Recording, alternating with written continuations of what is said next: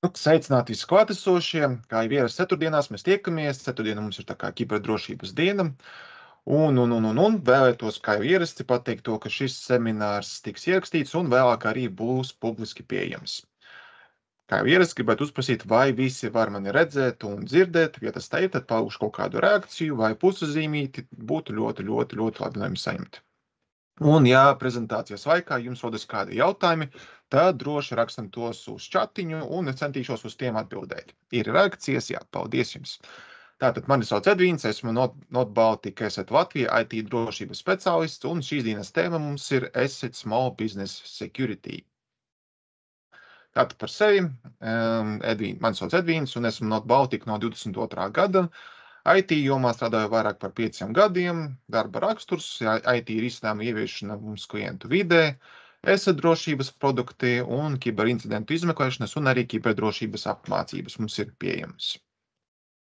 Kas mēs esam? Mēs esam Not Baltic drošības speciālisti, kas palīdz izmeklēt datoru uzlošanas gadījumus, risināt ļaunprātīgo programmatūru problēmas un dalīties pieredzē, sniedzot ikdienas digitālās drošības konsultācijas.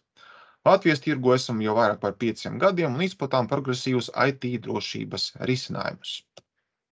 Tātad šodien mēs apskatīsim, iepazīsimies ar jaunu Asset Small Security Business, un kā nākamais punkts būs, kad mēs varam tomēr uzsākt to darīt, un produkta instrumenti. Tātad iepazīsimies ar jaunu Asset Small Business Security. Kāpēc tika izveidots Asset Small Business Security? Ar jauno produktu Asset mēs varam uzrunāt pavisam jaunu klientu segmentu, tie ir mazie biroji un uzņēmēji. Līdz šim brīdim šis segments netika pilnībā aptverts, un jaunais produkts atrodas starp patērētāju un biznesa segmentu. Asset izveidoja globālu piedāvājumu maziem birojiem un mājas birojiem, kas ir pievilcīgs, pieejams un konkurētspējīgs, kā arī nodrošina visaptvarošu un vērtīgu daudzplatformu aizsardzību. Tas ir tehniski diezgan vienkāršs risinājums, kas apmierina klientu vajadzības, kuriem nepieciešama patērētājiem līdzīga tā kā vienkārša pieredze, kuru mēs nodrošinām ar vienkāršu pārvaldību, izmantojot jau visiem zināmo Asset Home. Tātad produkta nozīmīgums, tas ir spēcīgs produkts, kas nodrošina konkurētspējību, izmantojot tādas funkcijas kā Secure Data, tam ir daudz platformu pārklājums, tostarp arī Windows serveri un augstas kvalitātes VPN, kas ir pārnācis no Asset Home. Citas galvenās funkcijas ir drošā banku darbība, izspiedēja vīrusa aizsargs, aizsardzība pret zādzībām un paroļu pārvaldnieks. Vienkāršot pārvaldību, izmantojot Asset Home, tehniski vienkāršs risinājums maziem uzņēmumiem, kuriem nepieciešama patērētājiem līdzīga pieredze, jo tiem nav īpaši dedicated IT speciālists, kas pārvalda viņu ierīces. Risina mazo uzņēmumu vajadzības, kas var būt diezgan specifiskas, tam ir konkurētspējīgas cenas klientiem un pielāgota saziņa. Jaunais piedāvājums maziem birojiem un uzņēmējiem pagaidām pieejams tikai viens līmenis, tas ir pamatu līmenis. Uzticama un viegli lietojama drošība, Asset Home kā pārvaldības platforma, funkcijas, kas izstrādātas maziem uzņēmumiem, lai nodrošinātu uzņēmuma un klientu datu drošību, piemēram, tā drošā mums banku darbība, paroļu pārvaldnieks, par ko jau minējām, VPN un datu drošība, kā arī ransomware vairogs un aizsardzība pret zādzībām. Ir arī pieejams jaunā funkcija vai instruments, tas ir Safe Server, domāts Windows serveriem, pamatojoties vai ņemot par pamatu no 32, var izmantot gan personīgajām, gan arī uzņēmuma ierīcēm. Jaunais piedāvājums, kur mums aizvecam? Jaunais piedāvājums maziem birojiem un kā redzat, visas funkcijas, kas ir pieejamas, drošības risinājumi ir sekojuši instrumenti, ko redzat kreisajā pusē un labajā pusē tas, kas nebūs pieejams. Tas ir tas, kas bija mums Asset Home, nebūs pieejams parental control, jo diez vai ir vajadzīgs bērns mūsu uzņēmumā, kuram vajadzētu kontrolēt, un arī identity protection un arī citas funkcijas. Kas ir Asset Small Business Security klients? Ar šo risinājumu mēs vēlamies piesaistīt pilnīgi jaunu klientu bāzi, kas ir mazo biroju un mājas biroju klienti. Tātad visi instrumenti un funkciju piktogrammas un nosaukumi, par ko es arī jau minēju, kād mēs varam sākt.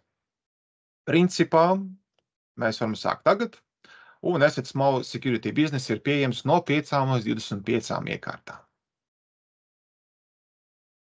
Kāds ir mūsu nākamais klients? Galvenā mērķa auditorija ir mikro uzņēmumi ar ne mazāk kā 5 darbiniekiem. Galvenā problēma ir izvairīties no krāpšanas un nodrošināt drošus tiešsaistes darījumus, vērtību rada viegli lietojamas drošības risinājums, kas ir Asset. Kam tieši ir domāts Asset Small Business Security? Uzņēmumiem un maziem uzņēmumiem, kuros parasti strādā ne mazāk par 5 darbiniekiem un kuri neplāno tuvākā laikā palielināt darbinieku vai ierīču pārklājuma vajadzības. Klienti, kuriem trūks padziļinātu zināšanu par drošības un aizsardzības iespējām, meklē vienkāršu produktu, lai aizsargātu ierīces, un ko viņi izmanto tā kā personīgajām vajadzībām vai arī uzņēmējdarbību saistītiem jautājumiem. Klienti, kuri iespējams līdz šim nav izmantojuši nevienu drošības risinājumu, bet izmanto iebūvēto bezmaksas drošības risinājumu. Iespējams, viņi meklē funkcijas, ko pazīst no citām ierīcēm, piemēram, tas ir paroļu pārbaudnieks un VPN. Kā arī iespējams, uzņēmumā nav IT speciālisti, kas pārbaudītu šo darbinieku izmantotās ierīces. Tātad redzat mums slaidā, kādi instrumenti un funkcijas ir pieejamas uz katra operētās sistēmas. Tas ir Windows, Windows Server, iOS, macOS un Android. Tātad virzamies drusku uz priekšu, kas tad ir īsti pamainījies tajā Asset Home. Ko redzēs klienti? Būs tāds pats portāls un mobilā lietotne, ko izmanto patērētāji Asset Home. Ja klients savam kontam pievieno šo jaunu abonementu, tad Asset Home parādīs iespēju lejuplādēt Windows servera aizsardzību. Abonementa informācijas lapā tiks parādīta pieejama Safe Server. Failu serveris, kas ir aizsargāts ar Safe Server, tiks parādīts sadaļas ierīces un ar tā drošības statusu un paziņojumu tāpat kā jebkura cita piesegta ierīce Asset Home vidē. Identitātes aizsardzību un Asset vecāku kontrole tiks pasēktas no lietotāja interfeisa. Kā mainās, redzam kreisajā pusē pieejamās funkcijas un tās funkcijas, kas ir nogrieztas, un labajā pusē, kā tad īsti izskatīsies pieejamās operētās sistēmas un kā viņas varēs lejuplādēt. Tātad katrai funkcijai vai instrumentam ir norādīta pieejamā kapacitāte, pieejamo lietojumu programmu un funkciju sadaļas ir pielāgotas attiecīgi pieejamam abonementam, vai tas ir mums Asset Home, piemēram, Essential, Premium vai Ultimate, vai arī mūsu mazā biznesa produkts. Saite uzzināt vairāk palikusi nemainīga, bet tā tika pārvietoto sadaļu aktivizētā aizsardzība. Šī izmaiņa attiecas uz visiem abonementiem, arī uz patērētājiem. Tātad, kā izskatīsies mūsu iekārta aizsardzība? Daudz līmeņu aizsardzība Windows ierīcēm par pamatu ņemts Asset Security Ultimate, gandrīz precīzi tā kopija. Vienīga atšķirība nav pieejams produkta maiņas iespēja, tātad paliek mums tikai viens līmenis. Un klients nevar mainīt lietotnes līmeni šajā lietotnē. Ir pieejams tā kā pirms tam mūsu spēļu režīms, un tas tika pārdēvēts šajā situācijā par prezentācijas režīmu, tāds pats kā biznesa segmenta lietotnēs. No lietotāja interfeisa tika izņemta identitātes aizsardzība un Asset vecāku kontroli. Logo un uznirstošais ekrāns, tā kā loading screens, kad mēs parasti ieslēdzam datoru, mums parādās, arī tas tika nomainīts uz Asset Small Business Security. Tātad, kas mums ir ar Windows serveri, tas ir Windows Safe Server, paredzēts mazajiem uzņēmumiem, nodrošina būtisku uzņēmumu un klientu datu aizsardzību, kas glabājas failu serverī, kura darbojas vismaz Windows Server 19 vai jaunāka versija. Programma atvesināta no Asset no 32, spēļu režīms arī pārdēvēts par prezentācijas režīmu, logotips un uznirstošais ekrāns ir mainīts uz Safe Server, Un labajā pusē redzam galvenās funkcijas. Tātad, kas ir mūsu Safe serverī, salīdzinot ar citām asset serveru aizsardzības programmām, Safe server neietver tātad Microsoft Exchange, OneDrive skenēšanu, Hyper-V, asset klasteri un automātiskā izsekšana, kā arī ISHA un arī citi komponenti. Tātad funkcijas. Paroļu menedžeris, paroļu pārvaldnieks paliek nemainīgs, tas ir vienāds gan patērētājiem, gan arī uzņēmējiem. Lai izmantotu paroļu menedžeri, mēs veicam sekojošos soļus, kas ir aprakstīti, kā arī VPN arī paliek mums nemainīgs.